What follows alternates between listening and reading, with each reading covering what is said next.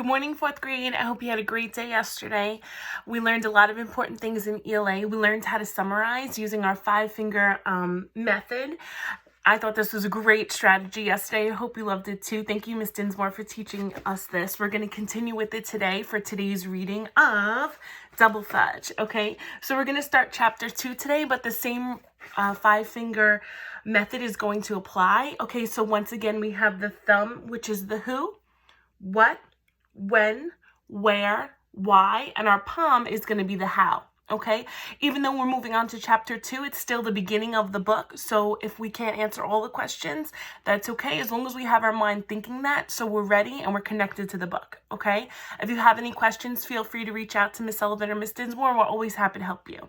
Okay, we're going to get started for today. I'm going to start chapter 2 of Double Fudge. Okay, I will read to you aloud pages 11, 12, and 13. I'll post these online as well in case you want to reference them, and then you will read on your own pages 14 and 15. Chapter 2 is called Shoes and News. A couple of days before school started, we went to Harry's, the shoe store on Broadway. When he was 3, Fudge only wanted to wear the same shoes as me. Now he has his own ideas, but this time he couldn't decide between black with silver trim or white with blue, between lace-ups, Velcro closings, or pull-ons, between high tops or low. I'll just get 2 pairs, he told Mom, maybe 3. He licked his yellow lollipop, which he'd begged for before the salesman had even measured his feet. You need 1 pair of shoes and 1 pair of winter boots, Mom said, checking her list. And unless you get going, we won't have time to get your winter boots today. There were at least a dozen open shoe boxes in front of Fudge, and the salesman, his name badge said Mitch McCall, kept checking his watch, like he was already late for some important appointment. Tootsie sat in her stroller, kicking her feet, or maybe she was admiring her new shoes. Finally, I said to Fudge, why don't you just get the same shoes as me? No thanks, Pete, Fudge said. Your new shoes aren't that cool. What do you mean? I asked, looking down at my feet. I mean cool, Pete? What's not cool about them? Nothing's cool about them. Could he be right, I wondered? Did I choose too fast just to be done with it? I do that sometimes. I can't help myself. I hate to shop. But are these shoes really that bad?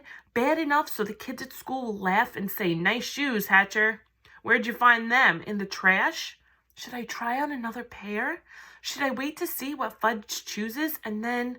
Wait a minute, I told myself. I can't believe I'm thinking this way, as if my 5-year-old brother knows more about cool than me. Since when is he the expert on cool? Since when is he the expert on anything? Make up your mind, Mom told Fudge. I can't, Fudge said. He was wearing one style on his right foot and another on his left. I have to have them both. I'll count to 20, Mom said, while you decide. I'm not deciding, Fudge told her. You want me to decide for you, Mom asked. No.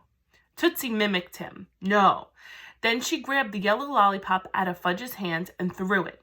It hit Mitch McCall in the head, stuck to his hair, and hung there like an ornament on a Christmas tree.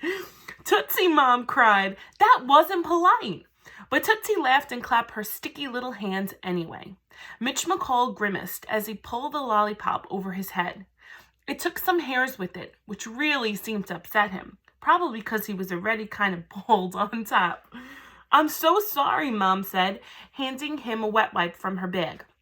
Maybe you would prefer another salesperson, Mitch McCall said, through teeth so tightly clenched, his mouth hardly opened at all. No, Mom said, you've been very helpful.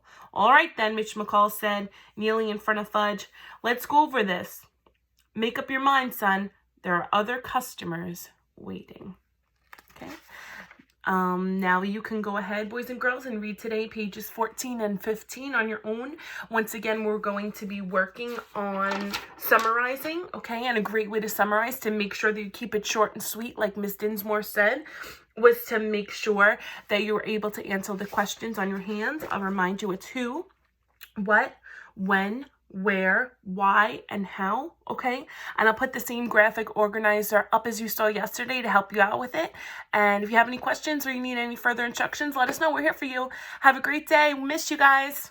Happy learning!